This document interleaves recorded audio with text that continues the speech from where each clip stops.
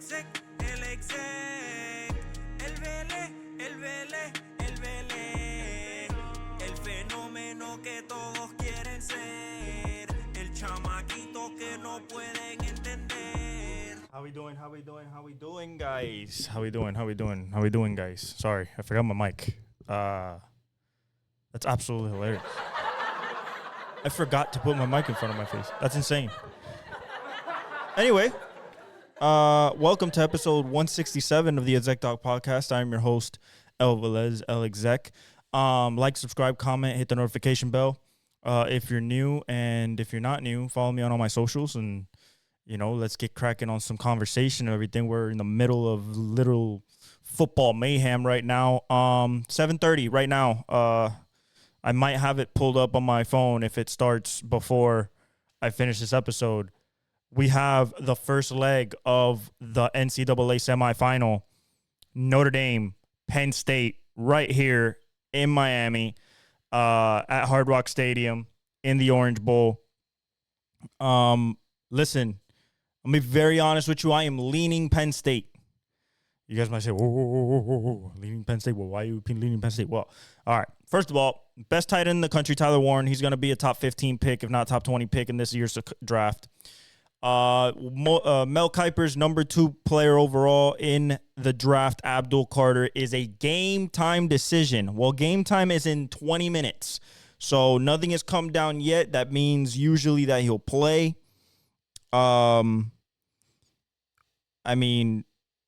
Nothing has come down yet for Abdul Carter. I got to check Twitter right now, live as we speak, and see what is happening with Abdul Carter. Let's see.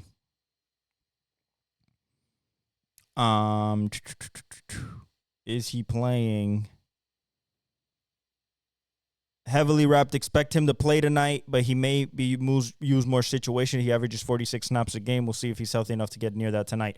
All right, so the number 2 player in the draft, according to Mel Kiper, not mine. The number 2 player in the draft for me, I leaning Cam Ward, and then 3 would be between Abdul Carter and Shedeur Sanders. But we'll get to that, later after the Super Bowl and all that. We'll talk about that, how my combine coverage is and my draft coverage is for you guys. I've been here for a minute. So I'm taking Penn State. I like that they're underdogs. I think Drew Adler's a better thrower of the football than Riley Leonard is. I've watched Riley Leonard since Duke. He threw the ball more at Duke than he does here. I like Penn State's weapons better. Omari Adams, Tyler Warren. I love Nick Singleton and Katron Allen, that 1-2 punch in the backfield. Both of these offensive lines are top 10 in the country. Both are top 10 in the country in rushing. This is going to be in the trenches. You got 2 crazy defensive lines. One's hurt, one's semi-hurt. Abdul Carter playing definitely gives the edge to Penn State, in my humble opinion. I think it's going to be a dogfight. I think it's going to be close. But I think Drew Adler in the end has more answers on the passing game and the long third downs that they might get into.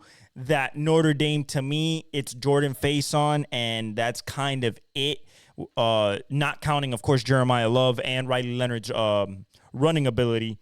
I just feel Penn State is just the more prepared team, weapons-wise, toolbox-wise, just overall. So I'm going to lean Penn State. As for tomorrow's game, tomorrow's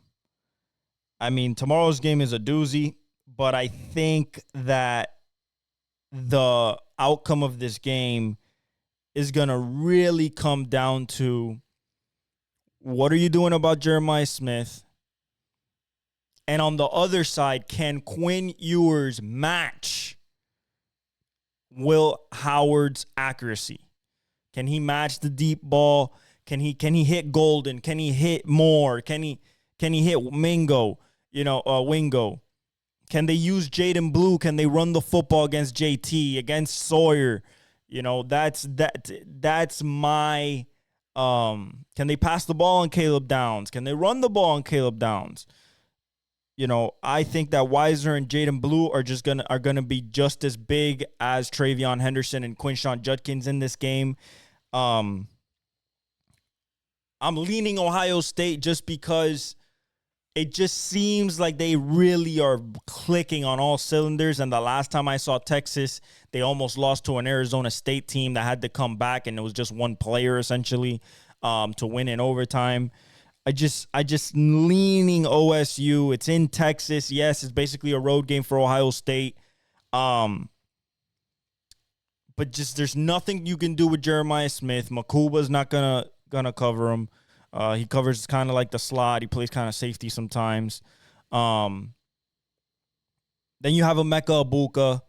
Then you have Cardell Tate. So you have stuff to worry about if you are Texas. If you're Ohio State, don't get it twisted. You got stuff to worry about. Golden is a number one. Moore is a legit 5-star, freshman, and so is Wingo. But can Ewers match Will Howard's efficiency on offense? And it's going to be between the coaches, Sark versus Ryan versus Day. Whose game plan works? Who's going to outsmart who at those key moments? Your third downs, your third and fives, your third and fours, your third and threes, your third and ones, your fourth downs, late in the middle eight, going into the halftime, getting out of the halftime. Who's better there? That's going to determine this game. And, of course, turnovers, which Ohio State loves to force them. So does Texas. Really good defenses. Leaning Ohio State. The spread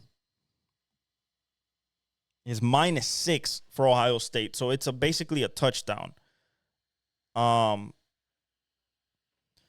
I don't think it's a lot. I think that it's appropriate.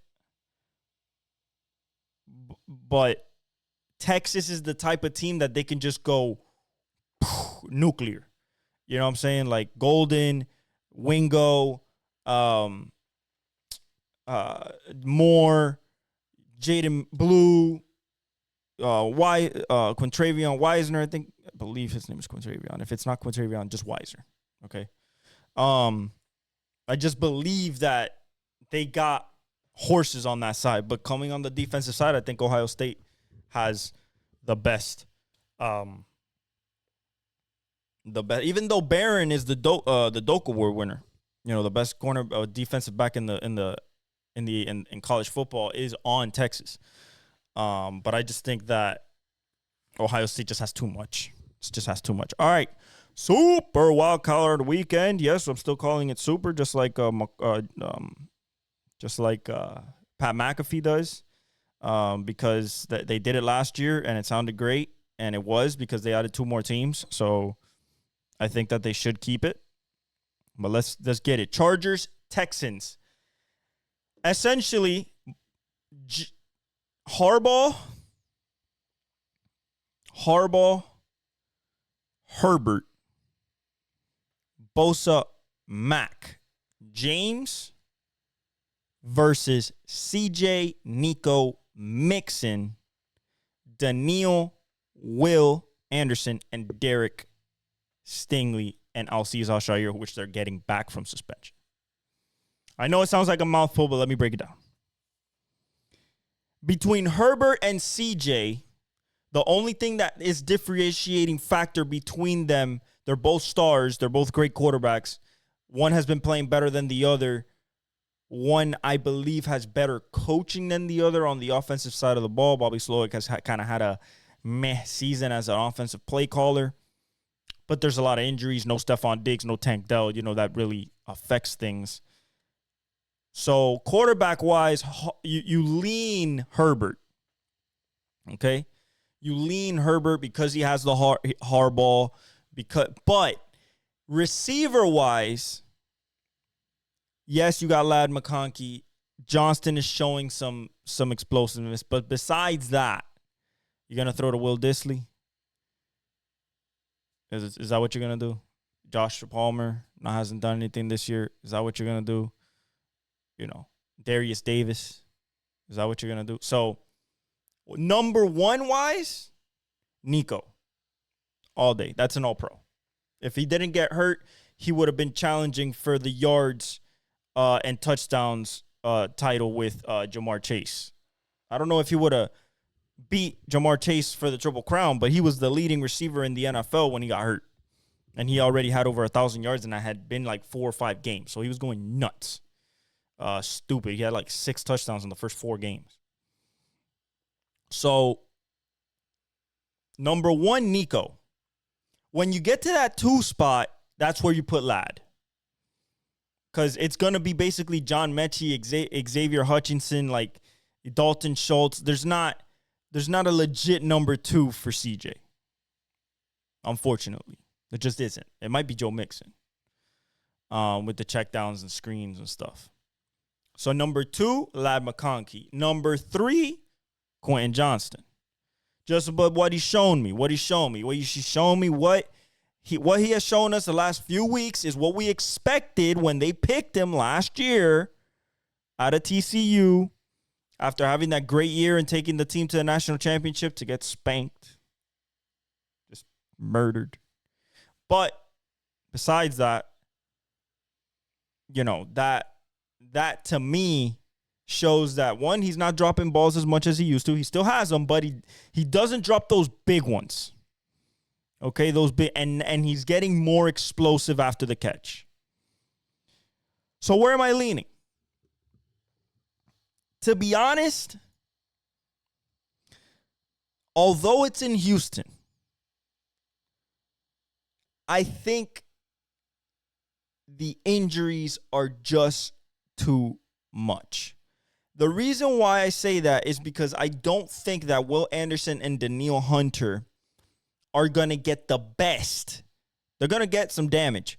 They're going to disrupt, but are going to get the best results going against Joel and Rashawn Slater. I just don't see it. I just don't see it. Joel has been absolutely incredible this year, and Rashawn Slater's an all-pro left tackle.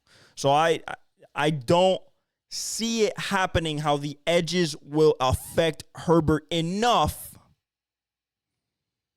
for him to possibly be inaccurate or careless with the ball. Now, this is where it gets interesting, because let's say the Texans are like, okay, Ladd McConkey's not going to beat us. We're sticking Derek Stingley on him.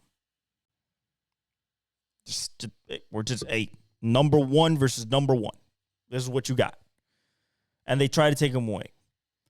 The explosive nature of a Quentin Johnston and his body, kind of DK built, big body, Drake London type, exposes your second corner unless you're going to cloud and really leave Derek on an island. You did it against, you've done it all year. I think he's an all-pro corner. That's just me. I think he's an all-pro corner. You did it against Tyreek Hill, and he shut him down. So, I'm leaning Chargers, okay? The spread right now is Chargers getting 3 points on the road. But I don't worry about on the road as much with Jim Harbaugh. So I'm a go Chargers to beat the Texans in a close game. And Dicker the kicker's kicking better than Kaimi Fairbairn at this moment. So, and I don't know if Kaimi is actually kicking for them. Let me see, because I think he came back a lot the last week. Let me see this real quick. Let's see. I'm going to go all the way down. Kaimi Fairbairn.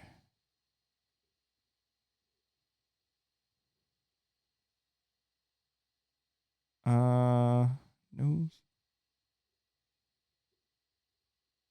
Yep. Yeah, he's healthy. He's ready to go. So, he's 36 for 42. That's respectable, but Dicker the kicker's kicking better this year. So I'm going to go with the Chargers. Steelers, Ravens. Spread right now, 9.5 for the Ravens. Listen, guys. The Ravens has been the best team this year against teams that have gone in the playoffs. They are a plus 112 point differential. That means they are whooping ass and taking names.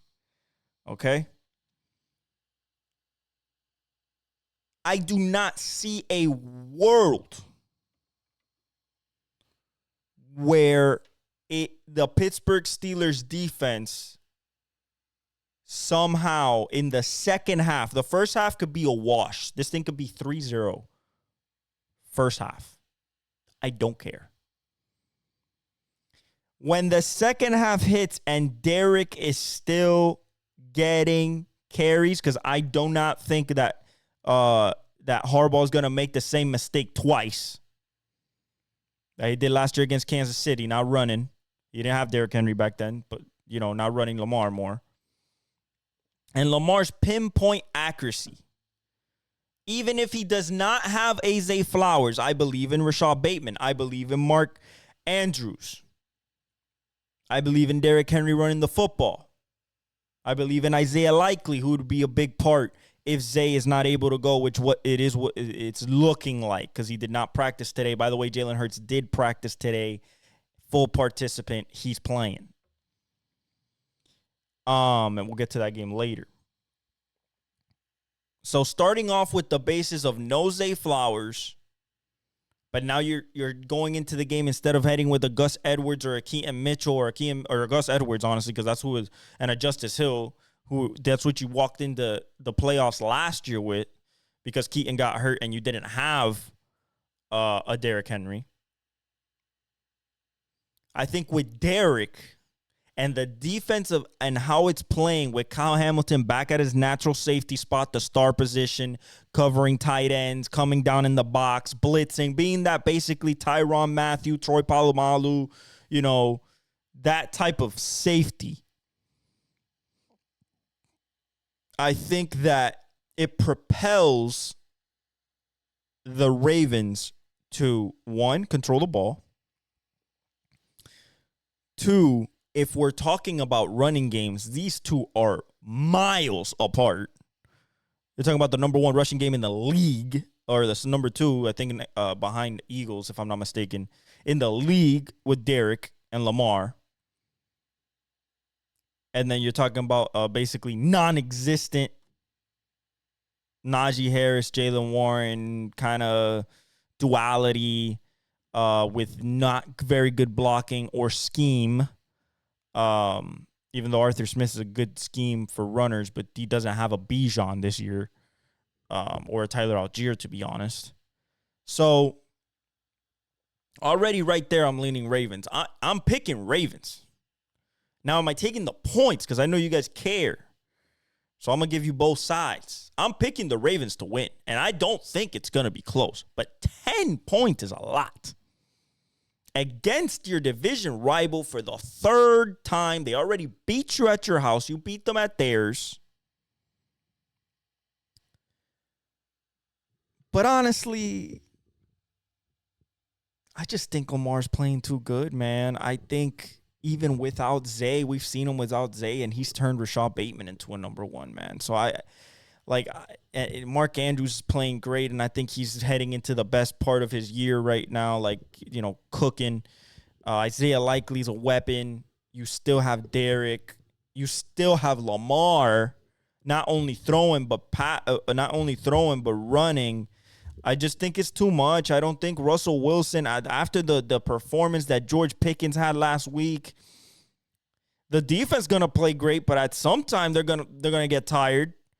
It's not like TJ Watt is like Max Crosby with the snaps. Like it's not like that. So I'm thinking the Ravens. Yeah, man, I think the Ravens cover, man. I think the Ravens just pull away at the end.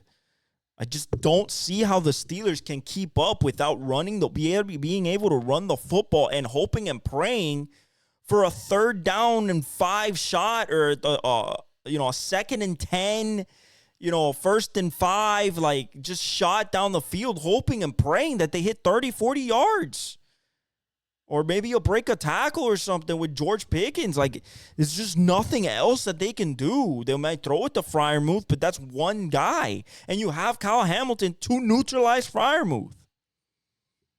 So I'm leaning Ravens, man. And I'm leaning Ravens. Like, I think they win big, man. I think that they just show, like, I think they just show their mettle, show what they're coming in with. It's just like a showcase of, like, this is what you're going to deal with the Ravens this year in the playoffs. And I think they're on a mission. They're one of the three. They're one of those 5 teams that can really win it this year. Like I said, always, Kansas City, Buffalo, Raven, no particular order, but Kansas City's number 1. Kansas City, Ravens, Buffalo, Eagles, Lions. That's it for me. That's it for me right there. The Vikings right there. Right there. You know, but it's tough, man. But I'm going Ravens all the way. Like, I'm not even. All right, Broncos, Bills on Sunday at 1 in Buffalo. This is going to come down to how actually good is that Denver defense. And Buddy is going to be cold. It's going to be 30 degrees. It's going to be cold. It is in Western New York. It is in Orchard Park. It is going to be cold, buddy. So, is Josh Allen, James Cook, Khalil Shakir, Mac Hollins, and Curtis Samuel, with Ray Davis coming in and out, and the occasional Ty Johnson catch, and Dalton Kincaid maybe appears. Is that, with Deion Dawkins at left tackle, is that enough? Is that enough to hold back Nick Bonito, Jonathan Cooper, Surtain, Riley Moss on the back end, PJ Locke? And then what do the offenses do? Broncos haven't been able to run the ball all year. Big problem. Probably their biggest problem. Can't run the ball all year, get in some third down situations where you have to force Nix to really find the ball, find his window. This Bills defense have been playing well, but they have gotten points scored on them. Now, what you have to look at, it's Courtland Sutton, Marvin Mims, and Davon Vele. Is that enough without that much of a running game with Javonte Williams or Audric Estime or, whoever you want to put back there? McLaughlin, like whoever you want to put back there. And then a little bit of Bo Nix sprinkled in running. Is that enough to beat the Bills at home? And I just don't think so. Even with Sean Payton. Even with Sean Payton. I think it's been a great year, but they're going to get better. They're going to get better receivers. They're still under the Russell Wilson tax. They're still paying like $48 million a year dead cap. Next year's like 42, and then they get away from it. Then it's over. But I think another guy that's on a mission that wants a Super Bowl, thinks that he's going to win an MVP, which I think Lamar is, but thinks he's going to win an MVP. Josh Allen, I do not think that at home he does, as a 2 seed, allows that to happen. I don't see it. And I'm taking the points. I'm taking the minus. It's a -8 line right now. -8. You need a touchdown and a field goal.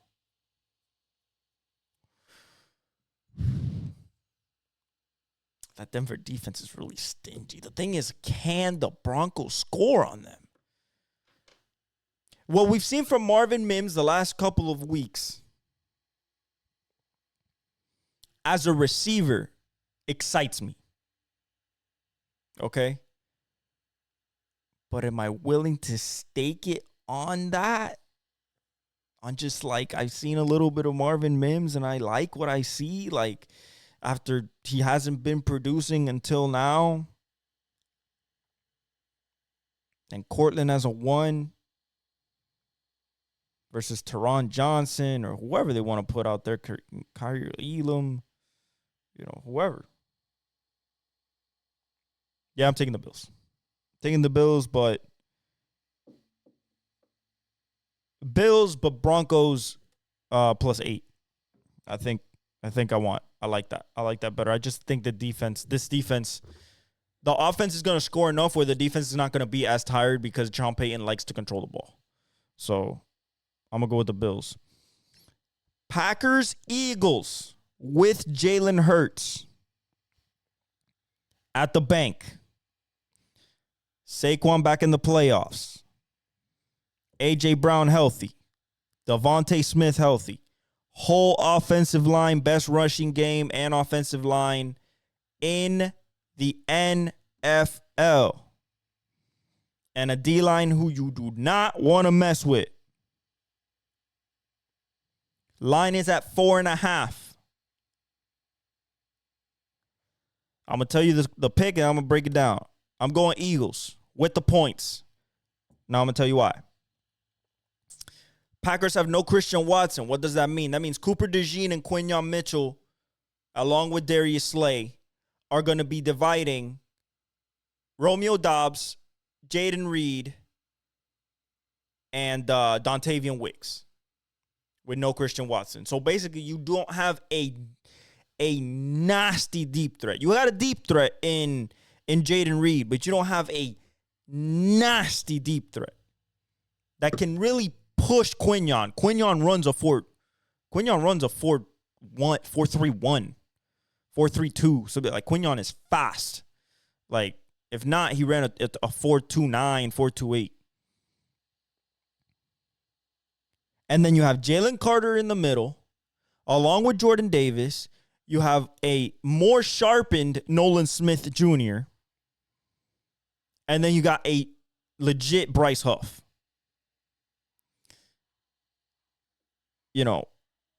Personally, and you got Nakobe Dean. You got CJ GJ. Personally, I just think the Eagles are going to impose their will. Okay? I think that A.J. Brown's going to impose his will. I think that Devontae, I think that Saquon is going to take over this game. And the running game for the Eagles is going to be much more effective than the running game for the Packers. The only thing I worry about the Eagles is Jalen Hurts spooking himself or not playing well. If he does the bare minimum and it is his normal self, Eagles win this game easy. But if there's any lingering effects from the concussion, it might get dicey with turnovers. Okay? And I love Xavier McKinney and Devontae Wyatt. And listen, love all those guys, Jair Alexander. But you're not going to cover A.J. Brown, Devontae Smith, Dallas Goedert, Jalen Hurts, and Saquon against that offensive line. It's not happening with the personnel you got right now. I'm sorry. So I'm going Eagles. I'm going Eagles there with the points for the 4.5. Commanders, Bucks, hardest game to pick. Hardest game to pick. It's either you pick the Phenom, Jaden Daniels, Mr. No Pulse, with a scary Terry on the outside. And then you got De'Ami Brown, Jamison Crowder, Noah Brown. You got some stuff there. Some. Brian Robinson Jr. is good. Offensive line is decent. But then you got to face that Buccaneers running attack. And that defense, can they hold? Can Frankie hold? Can Jonathan Allen hold? Can the back end hold against Mike, against Jalen, who's really been cooking the last 2 weeks? Can they, and Kate Otten, can they hold against Bucky, against Rashad, against Sean? Tristan Wirfs. Can you get off the edge? Can you get sacks? Tampa Bay is a 3-point favorite at home in Tampa. Great game for NBC Sunday Night Football. Great game. Baker versus Jaden. On one side, you have a gunslinger who will do anything to win. Anything. Might be reckless. Might throw you one. Has been playing really well this year, though. Is going to dot people. He's going to get it to Mike Evans. You can't do nothing about it. And he's going to do a play where you're going to be like, oh, my God. Can't do nothing about it. He has that type of ability. But he can get in trouble if you constrict the pocket, if you don't allow him to escape the pocket, to move up. He will hit you with bombs. He's not afraid to let that shit go. Really not afraid to let that shit go. He loves to let it fly. And he has the arm to get it there. To Mike, to Jalen, Trey Tucker, whoever he wants to throw it to. Okay? And then Bucky Irving leads the NFL in broken tackles as a rookie. 1,000-yard rusher as a rookie. And basically been building up the whole season to what he is now. It's a monster. Just a monster. That's what you're going to face. So can you tackle? Can you be sound tackling while being okay on the back, not perfect on the back end, but serviceable enough that you can keep Mike and you can keep Jalen McMillan from really popping off, and can you keep Baker constricted in the pocket and don't allow him to get outside the pocket and hurt you with his legs or his arm on the move. For Jaden, plain and simple, can you corral him? That's your first agenda. Can Vita Vea create enough interior pressure where Jaden does not feel comfortable in the pocket? Because if Jaden has a clean pocket, he is dicing you up. Now, let's say, okay, you rush him. But you let him split out of the pocket. You let him step up. Well, one, he has an arm and he's always looking to throw. But two, this guy's legit 4.3 speed. Gets no slouch, and he jukes anybody. Lamar-esque. Smooth, silky, long strider, can shake you, can get up the field in a hurry, can put a spin move on you, can juke you, so that's what you're dealing with there. And if it's a close game in the fourth quarter, whether he's leading or trailing, you got a problem. This guy has no heartbeat. Steady Eddie. Not up, not down. Play after play. One play to the next. That's it. You get what I'm saying? So I'm leaning Commanders. But my professional football brain doesn't want me to fanboy over Jaden Daniels and actually look at the facts of the defensive line and what this defense for Dan Quinn has to do against this Tampa Bay defense. And I'm going to go Buccaneers. It's going to be a close game. It's probably going to be a field goal game. It's -3. I'm going to just go Buccaneers money line. If I had to bet, I'm taking the Commanders with the points. I'm taking Commanders +3 and basically hoping they win because to me it's going to be a close game. So I'm going to go Buccaneers. Okay?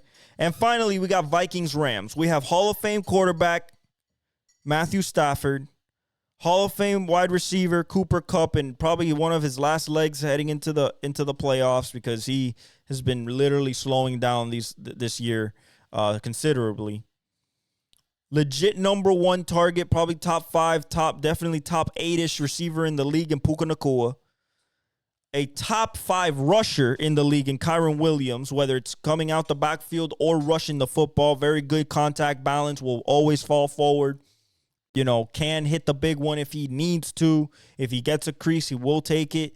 Good out the backfield, catching the football. And this young Byron Young, Braden Fisk, Jared Verse, Akilo Witherspoon, this young back end, young linebacking core, and young D-line that's very talented versus a team with legit 2 number 1 receivers, a number 1 running back later in his years, but very still good and especially out the backfield, a 27-year-old that just got his ass kicked for the division title and wants to get revenge. They're on the road in Los Angeles, possibly gonna be played in Arizona because of the wildfires in California. T's and P's to everybody in Cali that are suffering through that. That is not fair to have an arid climate that much and only have just a little spark just destroy tons and tons of property and people's lives. So, thoughts and prayers out there to people in California. So this might be a pseudo home road. I mean, kind of, neutral site if it is in Arizona. And I think the Vikings they're a 1.5 point favorite. I'm going to take the Vikings with the points.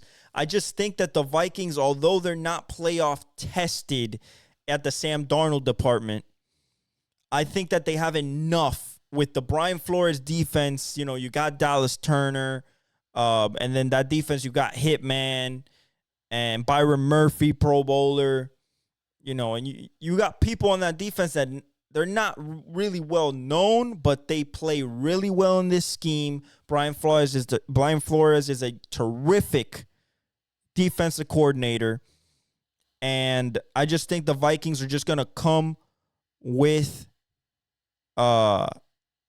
just that type of vengeance from the loss to the Lions, and I think the Rams are just not gonna have enough to be able to deal with the Justin Jefferson and Jordan Addison onslaught, not to mention TJ Hawkinson, Aaron Jones Jr., and Jalen Naylor. So I'm going Vikings and the points 1.5. As for the basketball, to finish up real quick, go right here. We had the matchup of the year. Yesterday, I saw it.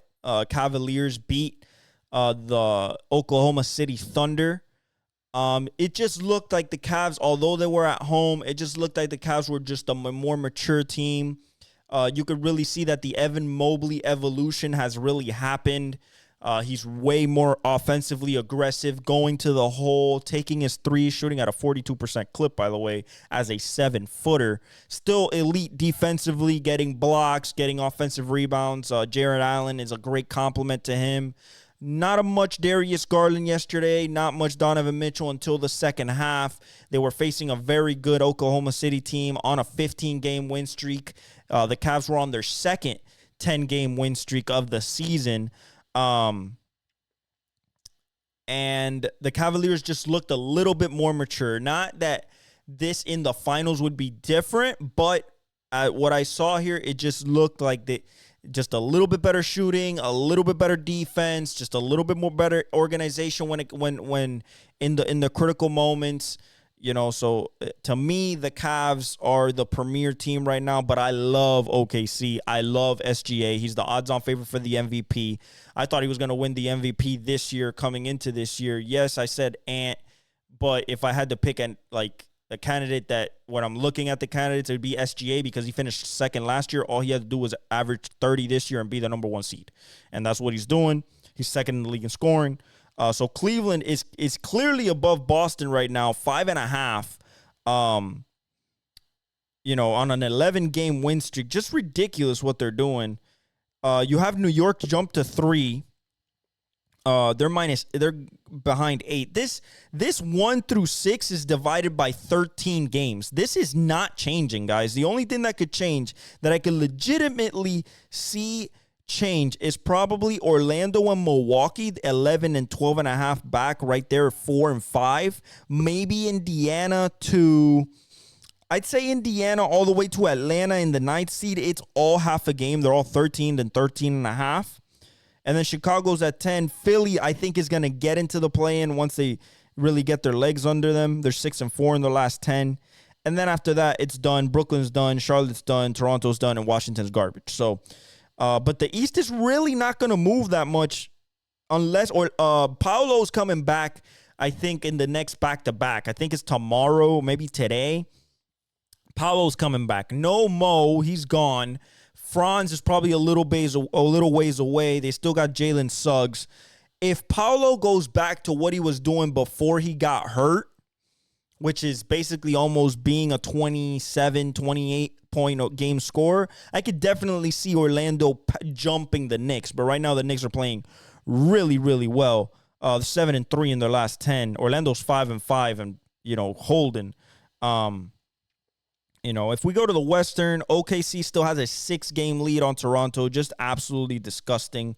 Houston's playing really well. I like the way that they're playing. All their young guys. They're playing Cam. You're playing, you're playing your Green, your Sengun, your Thompson. Alsar's playing a lot. I like Tari Eason. He's not playing right now because he's hurt. But once Tari's back in the lineup, so I think they're going to stick right there. And then from 2 to 6, it's from 6 to 10 games. That's doable. Memphis is 6.5 back of the number 1 spot, so just half a game behind Houston for that second spot. Denver's 9 games back. I think that they'll find more of their groove. Dallas is at 9.5, could jump Denver for that 4 spot. The Clippers are 10.5, and they got Kawhi back, so we'll see if they make a jump. They could possibly be in the top 6, as the Lakers are 10 back right now. They've lost 2 in a row, though.